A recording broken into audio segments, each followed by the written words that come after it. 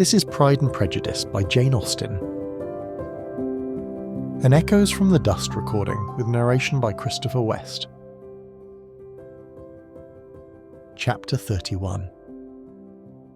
Colonel Fitzwilliam's manners were very much admired at the parsonage, and the ladies all felt that he must add considerably to the pleasure of their engagements at Rosings. It was some days, however, before they received any invitation thither, for while there were visitors in the house they could not be necessary, and it was not till Easter Day, almost a week after the gentleman's arrival, that they were honoured by such an attention, and then they were merely asked on leaving church to come there in the evening. For the last week they had seen very little of either Lady Catherine or her daughter. Colonel Fitzwilliam had called at the parsonage more than once during the time, but Mr. Darcy they had only seen at church. The invitation was accepted, of course, and at a proper hour they joined the party in Lady Catherine's drawing-room. Her ladyship received them civilly, but it was plain that their company was by no means so acceptable as when she could get nobody else. And she was, in fact, almost engrossed by her nephews, speaking to them, especially to Darcy, much more than to any other person in the room. Colonel Fitzwilliam seemed really glad to see them. Anything was a welcome relief to him at Rosings, and Mrs. Collins's pretty friend had, moreover, caught his fancy very much. He now seated himself by her, and talked so agreeably of Kent and Hertfordshire, of travelling and staying at home, of new books and music, that Elizabeth had never been half so well entertained in that room before, and they conversed with so much spirit and flow as to draw the attention of Lady Catherine herself, as well as of Mr. Darcy. His eyes had been soon and repeatedly turned towards them with a look of curiosity, and that her ladyship, after a while, shared the feeling, was more openly acknowledged, for she did not scruple to call out, "What is that you're saying, Fitzwilliam? What is it you're talking of? What are you telling Miss Bennet? Let me hear what it is." "We were talking of music, madam," said he, when no longer able to avoid a reply. "Of music? Then pray speak aloud. It is of all subjects my delight. I must have my share in the conversation if you're speaking of music. There are few people in England, I suppose, who have more true enjoyment of music than myself, or a better natural taste. If I had ever learnt, I should have been a great proficient, and so would Anne if her health had allowed her to apply. I'm confident that she would have performed delightfully. How does Georgiana get on, Darcy?" Mr. Darcy spoke with affectionate praise of his sister's proficiency. "I'm very glad to hear such a good account of her," said Lady Catherine, "and pray tell her from me that she cannot expect to excel if she does not practise a great deal." "I assure you, madam," he replied, "that she does not need such advice. She practises very constantly." "So much the better. It cannot be done too much. And when I next write to her, I shall charge her not to neglect it on any account. I often tell young ladies that no excellence in music is to be acquired without constant practice. I have told Miss Bennet several times that she will never play really well, unless she practises more, and though Mrs. Collins has no instrument, she's very welcome, as I have often told her, to come to Rosings every day and play on the pianoforte in Mrs. Jenkinson's room. She would be in nobody's way, you know, in that part of the house." Mr. Darcy looked a little ashamed of his aunt's ill-breeding and made no answer. When coffee was over, Colonel Fitzwilliam reminded Elizabeth of having promised to play to him, and she sat down directly to the instrument. He drew a chair near her. Lady Catherine listened to half a song and then talked, as before, to her other nephew, till the latter walked away from her, and moving with his usual deliberation towards the pianoforte, stationed himself so as to command a full view of the fair performer's countenance. Elizabeth saw what he was doing, and at the first convenient pause turned to him with an arch smile and said, "You mean to frighten me, Mr. Darcy, by coming in all this state to hear me. But I will not be alarmed, though your sister does play so well. There is a stubbornness about me that never can bear to be frightened at the will of others. My courage always rises with every attempt to intimidate me." "I shall not say that you are mistaken," he replied, "because you could not really believe me to entertain any design of alarming you, and I have had the pleasure of your acquaintance long enough to know that you find great enjoyment in occasionally professing opinions, which, in fact, are not your own."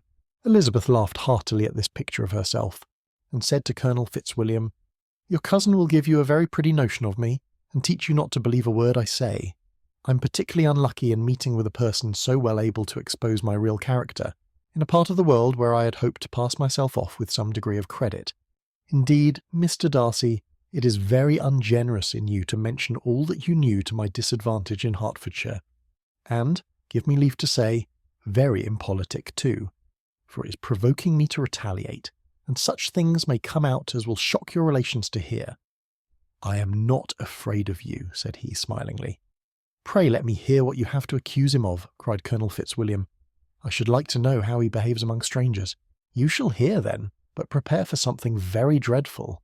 The first time of my ever seeing him in Hertfordshire, you must know, was at a ball, and at this ball what do you think he did? He danced only 4 dances. I'm sorry to pain you, but so it was. He danced only 4 dances, though gentlemen were scarce, and to my certain knowledge, more than one young lady was sitting down in want of a partner. Mr. Darcy, you cannot deny the fact. I had not, at that time, the honour of knowing any lady in the assembly beyond my own party. True, and nobody can ever be introduced in a ballroom. Well, Colonel Fitzwilliam, what do I play next? My fingers wait your orders. Perhaps, said Darcy, I should have judged better had I sought an introduction, but I'm ill qualified to recommend myself to strangers. Shall we ask your cousin the reason of this? Said Elizabeth, still addressing Colonel Fitzwilliam.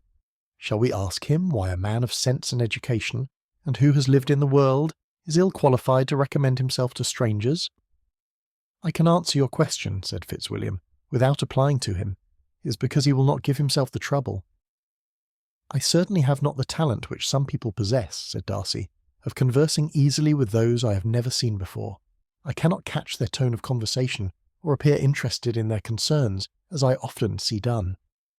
My fingers, said Elizabeth, do not move over this instrument in the masterly manner which I see so many women's do. They have not the same force or rapidity, and do not produce the same expression.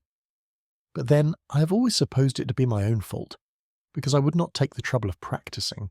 It is not that I do not believe my fingers as capable as any other woman's of superior execution. Darcy smiled and said, You're perfectly right. You've employed your time much better. No one admitted to the privilege of hearing you can think anything wanting. We neither of us perform to strangers. Here they were interrupted by Lady Catherine, who called out to know what they were talking of. Elizabeth immediately began playing again. Lady Catherine approached, and after listening for a few minutes said to Darcy, Miss Bennet would not play at all amiss if she practised more, and could have the advantage of a London master. She has a very good notion of fingering, though her taste is not equal to Anne's. Anne would have been a delightful performer had her health allowed her to learn.